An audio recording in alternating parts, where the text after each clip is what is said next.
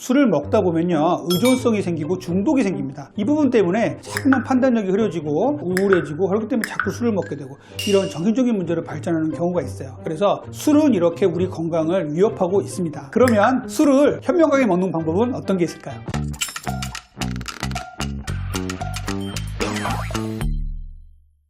다이어트 멘토 분당 닥터리 가정의학과 원장 이진복입니다. 오늘은요 술에 대한 주제를 말씀을 드려볼게요. 연말 연시가 되면서 여러 모임을 하다 보면 또 술이 또 빠질 수가 없고 이래서 술에 대한 궁금증을 가지고 있는 분들이 많이 계실 거예요. 술은요 완전히 안 먹으면 좋지만 또 어쩔 수 없이 먹게 되는 이런 상황에서 우리는 어떻게 하면 건강과 다이어트를 잘 지킬 수 있는지에 대해서 한번 알아보도록 하겠습니다. 술의 칼로리 먼저 알아볼게요. 세간의 말 중에 이런 말이 있어요. 술은 칼로리가 없어서 아무리 많이 먹어도 괜찮아, 살 안 쪄, 이렇게 얘기하시는 분들 계신데 절대 아닙니다. 술은 영양소가 없는 거죠. 칼로리는요 7칼로리나 됩니다. 그래서 많은 칼로리를 갖고 있어요. 그렇기 때문에 술을 많이 먹으면 분명히 살이 찝니다. 이 부분 정확하게 좀 알아주셨으면 좋겠고요. 그런데 소주, 맥주, 와인 이런 것들의 칼로리는 어느 정도로 갖고 있는지 또 알아볼게요. 소주 한 잔에는요 55kcal를 갖고 있고요. 맥주 한 잔은요 100kcal 정도를 갖고 있어요. 그리고 와인 한 잔은요 120kcal 정도를 갖고 있습니다. 소주를 한 병을 먹었을 때는요 공깃밥 한 공기 반을 먹은 정도와 같은 칼로리를 갖고 있어요. 그렇기 때문에 술을 먹으면 반드시 살이 찌게 돼 있습니다. 이렇게 고열량의 술을 어떻게 현명하게 잘 대처를 할까에 대해서 오늘 말씀을 드리는 거예요.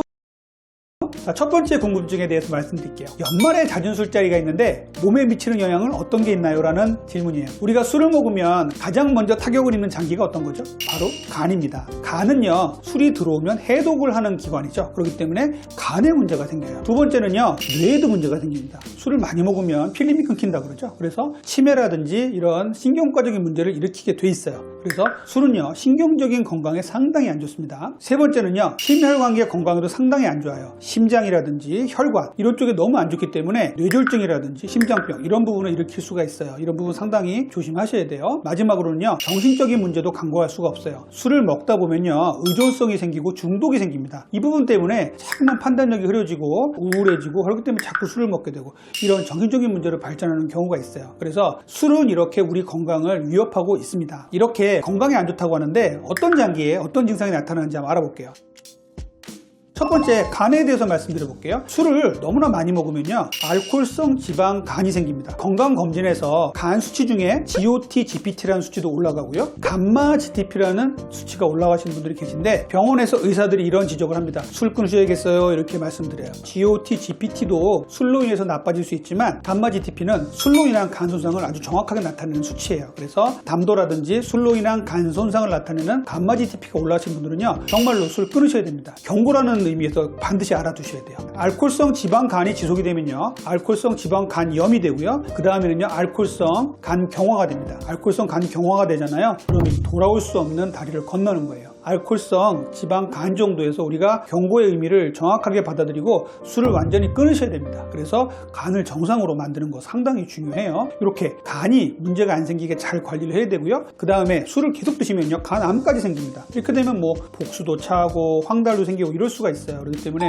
술은 절대로 많이 드시면 안 되고 자제를 잘 해주셔야 돼요. 두 번째 위12지장 식도에 대한 문제예요. 술은요 위와 12지장에 위염과 12지장염을 만들 수 있어요. 이게 더 심해지면요 위궤양, 12지장 궤양까지도 만들 수 있는 것입니다. 그래서 이렇게 위식도, 12지장까지도 아주 나쁜 영향을 미칠 수가 있는 게 바로 술입니다. 그 다음에는요 췌장염이에요. 술을 많이 드시는 분들 어느 날 명치 끝이 너무 아프고 배를 펼 수가 없을 정도로 아파서 응급실에 갔다 췌장염이라는 진단을 받았다 이런 얘기 가끔 들어보셨을 거예요. 술은요 췌장을 녹여버립니다. 그렇기 때문에 술을 많이 드시는 분들 알코올 중독자들은요 췌장염이 수시로 생겨요. 술 드신 다음날 너무나 배가 아프다 이런 분들 정말 조심해야 되고 인근 의원에 가서 반드시 검사 받아보셔야 돼요. 다음은요 심혈관계 질환이에요. 술을 계속 드시면은요 혈압이 계속 올라갑니다. 그래서 혈압약을 계속 올려야 되는 상황이 생겨요. 우리 심장이 일을 하는 데 있어서 많은 부담을 줘요. 그래서 부정맥이 생깁니다. 술 먹은 다음날 두근두근하고 덜컹하는 맥이 빠지는 느낌 같은 게 든다면 부정맥이 온 거예요. 이게 뭐 한두 번은 괜찮지만 너무나 자주 생긴다. 또 화장실 가다가 쓰러졌다. 이런 부분들이 있다면 반드시 심혈관 내과에 가셔가지고 검사를 해보셔야 돼요. 이것도 술 때문에 생기는 거예요. 술을 계속 드시면은요 심장에서 뇌로 가는 혈관, 심장 자체를 먹여 살리는 혈관 등의 문제가 생겨요. 생겨요. 뇌졸중으로 불리우는 뇌경색, 뇌출혈이 생길 수가 있고요. 심장에는 협심증이 생길 수도 있는 것이에요. 그래서 이렇게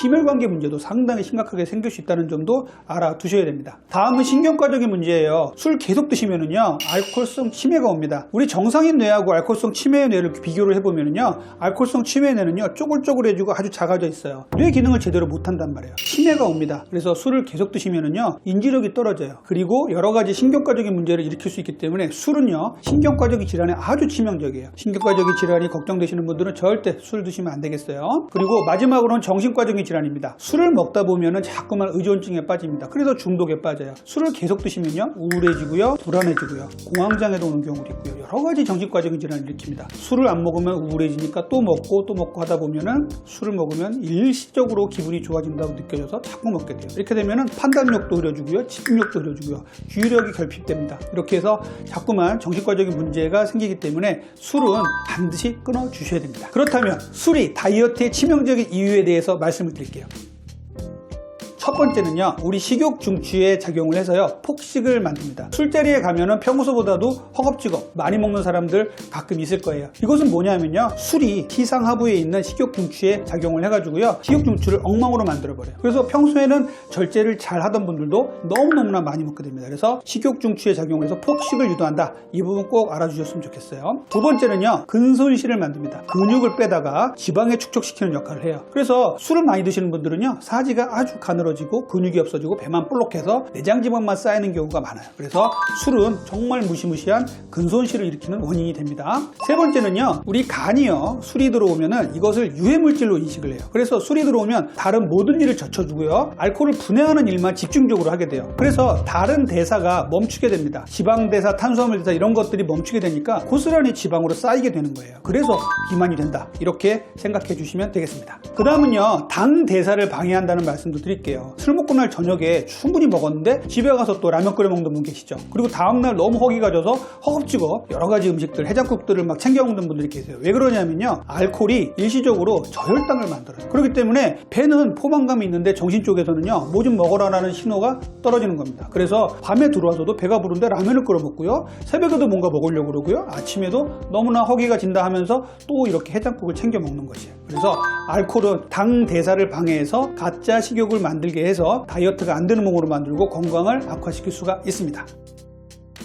그러면 술을 현명하게 먹는 방법은 어떤 게 있을까요? 첫 번째는요, 술은요, 한 방울도 안 된다라는 생각을 꼭 해주셔야 돼요. 해롭다라는 생각을 먼저 해주시는 게 1번이에요. 술자리에 나가더라도 조금만 먹어야겠다라고 꼭 생각을 해주시고요. 두 번째는요, 꼭 내가 먹어야 되는 상황이 있더라도 사회적인 용량만 먹겠다. 사회적인 용량이라는 건요, 그 술에 알맞는 잔에서 한두 잔을 얘기하는 거예요. 소주도 작은 잔으로 한두 잔, 맥주도 500 아니에요. 작은 글라스로 한두 잔, 양주도 한두 잔, 그 다음에 와인도 와인잔으로 반 정도 따라서 한두 잔, 이렇게 생각하시면 됩니다. 사회적인 용량만 드시도록 하세요. 세 번째는요, 술 먹은 다음날은 빨리 그 전에 습관대로 리듬을 찾아서 빨리 돌아가도록 하세요. 그 전에 했던 것이 내가 운동을 했다든지 아침에 샐러드를 먹었다 그런다면요, 술 먹은 다음날도 빨리 돌아가셔야 돼요. 아침 늦잠 자고 이렇게 하다 보면요, 엉망진창이 돼서 돌아오는데 시간이 한참 걸립니다. 네 번째는요, 물이에요. 술을 분해하는 데 있어서 물이 정말 중요합니다. 그래서 물을 정말 많이 드셔야 돼요. 저는 소주 한 잔 먹을 때 물 2컵씩 먹으라고 말씀드려요. 그래서 술을 먹을 때는요, 물을 정말 많이 드셔야 다음날 갈증도 해소가 되고 알코올 분해에 상당히 도움이 됩니다. 그 다음엔요, 술을 먹는 자리가 있으면요, 허기지게 가지 마십시오. 술 먹기 전에는요, 충분히 간식을 먹어서 허기가 안 지게 가셔야 돼요. 그래야지 폭식을 할 위험이 없습니다. 그래서 술 먹기 전에는요, 간단한 간식, 무가당 그릭 요거트라든지 천연 치즈 같은 걸 좀 먹어서 배를 좀 든든하게 해놓고 가셔야 술자리에 가서도 폭식을 안 하게 됩니다. 그리고